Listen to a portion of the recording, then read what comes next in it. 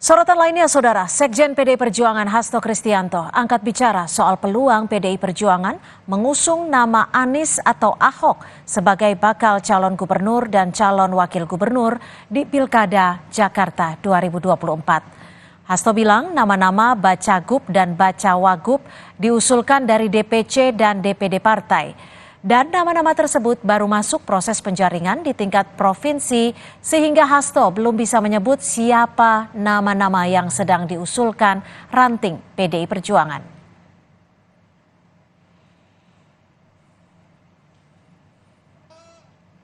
Kita kan partai demokrasi yang berkarakter Indonesia, sehingga nama-nama itu diusulkan dari bawah. Kalau gubernur diusulkan dari DPC dan DPD partai. Dan nama-nama tersebut sekarang baru proses penjaringan di tingkat provinsi untuk calon gubernur dan wakil gubernur. Jadi nama-nama akan tersaring sesuai dengan usulan dari daerah-daerah yang mohon maaf belum bisa kami sebut nama-nama yang terdaftar karena masih melakukan proses pencermatan. Sebelumnya, Anies Baswedan menjawab soal kemungkinan dirinya kembali maju di Pilkada Jakarta.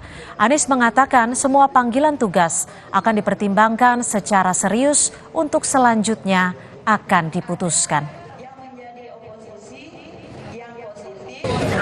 Semua yang sifatnya panggilan tugas itu selalu dipertimbangkan dengan serius. Dan kami pertimbangkan semua panggilan tugas itu dengan serius. Dan kemudian nanti kita ambil keputusan. Nama dua mantan Gubernur DKI Jakarta, Basuki Cahayapurnama dan Anies Baswedan masuk radar dalam Pilkada DKI Jakarta. Kita bahas bersama Gilbert Simanjuntak, Komisi B DPRD DKI Fraksi PD Perjuangan, dan Burhanuddin Muhtadi, Direktur Eksekutif Indikator Politik Indonesia. Selamat sore Mas Burhan. Pak Gilbert, terima kasih sudah bergabung bersama kami di Kompas Petang. Ya, selamat sore. Sore Pak Gilbert. Sore Pak Burhan. Pak Gilbert, ini bagaimana peluang keduanya antara Ahok dan juga Anies masuk dalam daftar nama bakal calon gubernur Jakarta dari PDI Perjuangan? Baik, kalau melihat prosedurnya tentu itu melalui jenjang yang dari bawah ya, PAC kemudian mengusulkan ke DPC, DPC kemudian mengusulkan ke DPD. Sampai saat ini DPC belum ada mengusulkan nama-nama ke DPD, jadi kita belum bisa menjawab dengan lugas itu apakah nama beliau masuk. Tetapi beberapa nama seperti yang nama-nama yang lain sudah dimunculkan begitu. Kan ini katanya masuk dalam proses penjaringan. Sudah sejauh mana nih proses penjaringannya, Pak Gilbert? Baru sejauh nama-nama yang masuk ke DPD, jadi artinya DPD kemudian akan mendapatkan nama-nama yang diusulkan dari bawah. Itu yang kita kenal dengan penjaringan. Nanti dari penjaringan ini kemudian akan diseleksi mana kira-kira yang akan kita masukkan dan nomor urutnya 1, 2, 3 dan seterusnya. Tentu itu kan membutuhkan waktu juga begitu. Lalu kemudian yang memutuskan siapa yang akhirnya terpilih adalah DPP. Bisa saja DPP kemudian memilih bukan dari nama yang disodorkan oleh DPD karena memang wewenang ada di DPD untuk memutuskan hal tersebut. Mas Burhan, kalau melihat adanya radar nama Ahok, nama Anies yang akan maju di Pilkada Jakarta, menurut Anda seperti apa nih? Ya, menurut saya ini menunjukkan sekali lagi betapa cairnya konstelasi elektoral jelang 2024 di DKI Jakarta. Dan kalau misalnya ide menggabungkan dua nama besar yang pernah bersilang posisi di Pilkada 2017 berarti menarik nih. Jadi ada upaya untuk kalau misalnya jadi ya keduanya berpasangan, terlepas siapa yang jadi capres siapa yang jadi cawapres, Gubernur atau wakil gubernur, gubernur atau wakil gubernur, terlepas daripada itu ya, itu berarti ada nuansa untuk di 2024 di DKI Jakarta semacam pertama adalah upaya untuk mengulang kembali nuansa pilpres di tingkat pilkada. Karena dari sisi posisi politik Anies dan Pak Ahok itu posisinya sama dalam pengertian cenderung berada di luar status quo. Jadi ada kesan kalau dua nama ini bisa bergandengan, keduanya bersatu melupakan masa lalu untuk menantang status quo. Jadi calon gubernur yang diusung oleh status quo. Karena Pak Ahok kita tahu dari PD Perjuangan, Mas Anies capres dari 01, kalau keduanya bersatu, berarti menunggu siapa calon gubernur yang diusung oleh mereka yang sekarang berada di dalam kekuasaan. Kita belum bicara soal siapa nanti gubernurnya atau siapa nanti wakil gubernurnya, tapi kita tahu bahwa nama keduanya ini muncul nih, sama-sama mantan gubernur Jakarta. Pak Gilbert, kalau PDIP sendiri melihat kinerja baik itu dari Pak Ahok ataupun Pak Anies itu seperti apa sih? Layak tidak untuk maju lagi di Pilkada Jakarta? Saya tentu punya catatan tersendiri mengenai mereka ya. Kalau Pak Ahok kita melihat ya jelas nyata di depan masyarakat bahwa masyarakat melihat sendiri apa yang sudah dilakukan. Pak Anies juga, cuman kalau membandingkan apa kinerja mereka, saya kira saat ini saya agak susah untuk memberikan pernyataan karena dalam kondisi ini saya tidak tahu kemudian kemana nih ya arahnya ke pencalonan ini. Tentu kita juga mesti agak sedikit menanti arah angin ya. Jadi agak susah untuk kita menjelaskan. Tapi jelas Pak Ahok dulu sangat nyata kinerjanya. Dan kita melihat bagaimana kemudian perbaikan yang ada di Jakarta sangat bermakna perubahannya. Dan masyarakat merasakan sendiri kinerjanya 70% dan ya mungkin masalah yang kemudian menghadang ya itu membuat kemudian tidak terpilih. Tetapi tingkat kepuasan dan kemudian masyarakat begitu menyukai beliau dalam hal kinerja. Saya kira kita mesti akui lah. Artinya nama Ahok cukup kuat ya untuk maju lagi di Pilkada diusung PDIP? Itu lain hal. Tadi pertanyaannya kan apakah ada kinerjanya? Jelas ada. Tapi kalau soal nama Ahok cukup kuat, itu kan keputusan politik. Tentu membutuhkan masukan dari bawah, kemudian pertimbangan di tingkat DPP, kemudian kita juga melihat elektabilitasnya begitu. Karena tidak mungkin kita membawa nama yang kemudian buat kita juga kemudian tidak memberikan sesuatu kemenangan begitu. Penting itu kan namanya juga kontestasi kan, tentu menuju kemenangan, cuma bagaimana menang dengan kemudian kita membangun masyarakat, bukan hanya menang hanya ingin berkuasa. Kalau menang ingin berkuasa, ya anak saya pun kalau misalnya saya jadi gubernur, mungkin saya keluarkan APBD buat anak saya begitu biar jadi gubernur begitu. Oke, kalau tadi Anda menyebut bahwa kinerja Ahok saat menjabat sebagai gubernur Jakarta cukup terlihat. Kalau kinerja Anies sendiri, Anda melihatnya bagaimana? Saya punya catatan tersendiri lagi mengenai beliau ini. Cuma Silakan. dalam hal sekarang ini, saya tidak bisa terlalu terbuka untuk mengatakan itu. Karena dalam posisi ini kan ini bisa berubah suatu saat. Apakah kemudian akan terjadi nama-nama ini digadang-gadang masuk atau tidak begitu. Ini kan masih wacana masyarakat. Tentu wacana masyarakat agak susah kita kemudian untuk mengatakan ini akan layak, ini tidak layak. Tetapi kalau mau melihat data selengkapnya, sebenarnya saya punya data lengkapnya, cuman itu juga ada di media sebenarnya kalau mau dicari. Oke.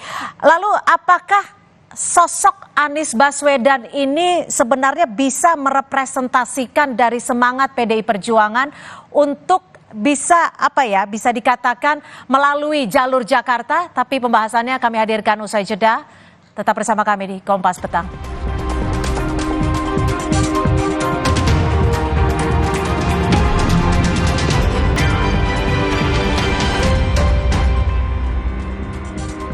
Terima kasih Anda masih bersama kami di Kompas Petang. Saya langsung ke Pak Gilbert. Pak Gilbert, kalau dari PDI Perjuangan sendiri, sosok Anies ini bisa merepresentasikan semangat politik dari PDIP tidak sih? Karena kan kita tahu sebelum-sebelumnya ini Anies banyak begitu mengkritik pemerintahan. Tentu kita harus objektif melihatnya ya. Satu, Pak Anies tidak pernah bekerja ataupun juga bergerak melalui PDI Perjuangan. Tidak pernah menjadi kader, tidak pernah berkeringat begitu. Dan yang saya tahu beliau pernah melamar dulu melalui Demokrat waktu konvensi presiden, kemudian kemarin masuk. Tapi kalau semangatnya sendiri bisa merepresentasikan PDI Perjuangan tidak? Semangatnya beliau yang mana yang dimaksudkan ini, Mbak? Semangat perubahan, semangat mengkritik untuk pemerintah.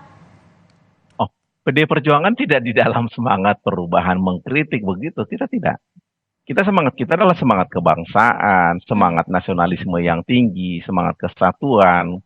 ideologi Pancasila. Selama ada di dalam koridor itu, kita bisa menyatakan itu semangat PDI Perjuangan.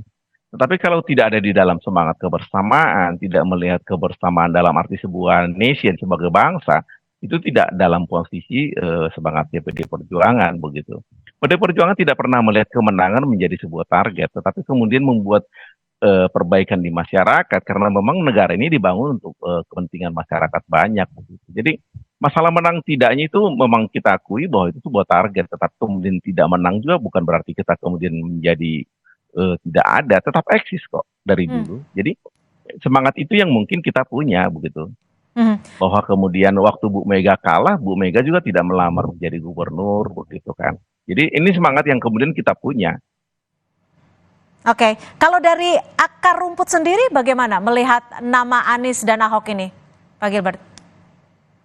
Kalau dari akar rumput yang muncul nama-nama baru nama-nama Bu Risma, Bu Sri Mulyani, Pak Andika, Pak Basuki Hadi Mulyono, Pak Adi Wijaya, Ketua DPD. Nama-nama itu yang muncul. Jadi kalau dikatakan akar rumput itu mempunyai permintaan begitu, ya itu yang kita sampaikan begitu. Sampai sejauh ini ya itu yang masuk. Tetapi kemudian apakah ini yang kemudian akan disodorkan oleh DPD? DPD masih akan melakukan seleksi yang kita sebut tahap penyaringan ya dari sesudah tahap penjaringan ini. Jadi kita betul-betul menyerahkan semua ini dari bawah dulu. Tentu DPD juga memiliki pertimbangan juga begitu. Selain berasal dari akar rumput, DPD juga melihat calon yang tidak dilirik oleh anggota-anggota atau akar rumput kita begitu. Kan akar rumput melihat tentu dengan kacamatanya, tentu bisa beda kacamata yang mereka lihat dengan kacamata yang dimiliki oleh DPD begitu. Oke, Mas Burhan, kalau menduetkan antara keduanya ini mungkin tidak sih? Jadi, Kita tentu bicara kemungkinan saja ya. ya, dalam politik kan apapun serba mungkin, tapi pertanyaannya seberapa besar kemungkinan itu terjadi. Nah, dari penjelasan Pak Gilbert maupun dari respon akar rumput PD Perjuangan, tidak mudah menduetkan Anies dengan Ahok. Jangan-jangan bukan duet, tapi duel. Seperti yang terjadi sebelum ini. Karena bagaimanapun lane-nya Anies itu beda dengan garis ideologis PD Perjuangan. Jadi semangatnya berbeda. Dan itu pula yang membuat ya 2017 itu melahirkan kompetisi elektoral yang panas. Tetapi secara politik, karena keduanya sekarang berada pada posisi yang kurang lebih sama, yaitu berada di luar status quo secara politik ya. Anies kita tahu menjadi salah satu pengkritik utama pemerintahan Jokowi. Ya.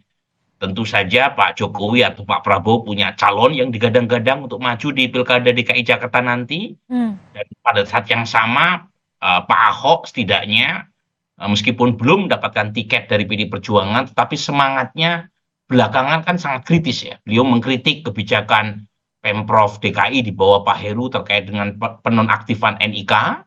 Jadi ada titik temu di situ. Tetapi apakah itu dengan serta-merta mempermudah atau mempermulus keduanya untuk berduet? Ya belum tentu juga. Terlalu jauh ya perbedaan antara kedua tokoh ini. Jangan-jangan kalau digabungkan justru yang terjadi kimiawinya, senyawanya negatif.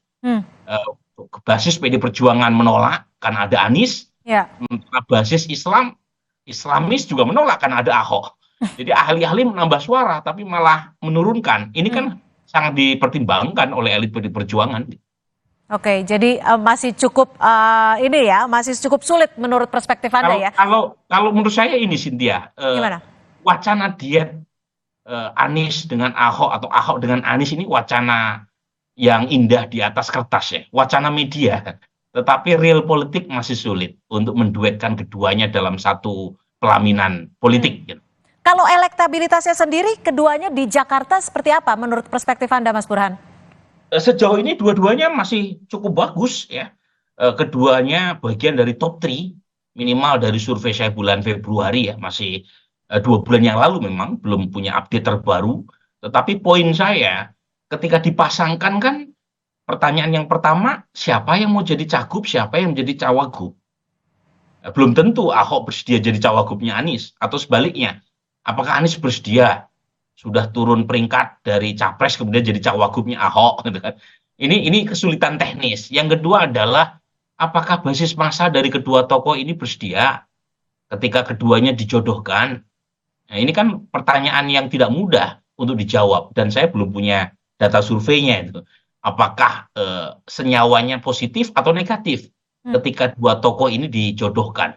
Kalau semangat sebagian orang kan sepertinya ada upaya untuk menjodohkan dua kekuatan ini untuk mengalahkan calon gubernur yang di-endorse oleh kekuasaan. Nah, kalau misalnya semangatnya itu bisa saja itu mempersatukan perbedaan antara PDI Perjuangan dengan partai pendukung Anies, tetapi lagi-lagi tidak mudah jalan ke sana. Baik, terima kasih atas perspektif Anda, Mas Burhanuddin Mutadi, Direktur Eksekutif Indikator Politik Indonesia, dan juga Pak Gilbert Simanjuntak, Komisi B DPRD DKI dari fraksi PDI Perjuangan, sudah bergabung dan memberikan perspektifnya untuk Kompas Petang. Selamat sore. Selamat sore. Terima kasih. Saudara, informasi lainnya di Kompas Petang akan dihadirkan usai jeda bersama rekan saya, Rahmat Ibrahim. Baik, terima kasih Cynthia. Saudara, Jokowi menilai saran Luhut Panjaitan ingatkan Prabowo jangan bawa orang toksik ke pemerintahan sebagai sebuah langkah yang tepat.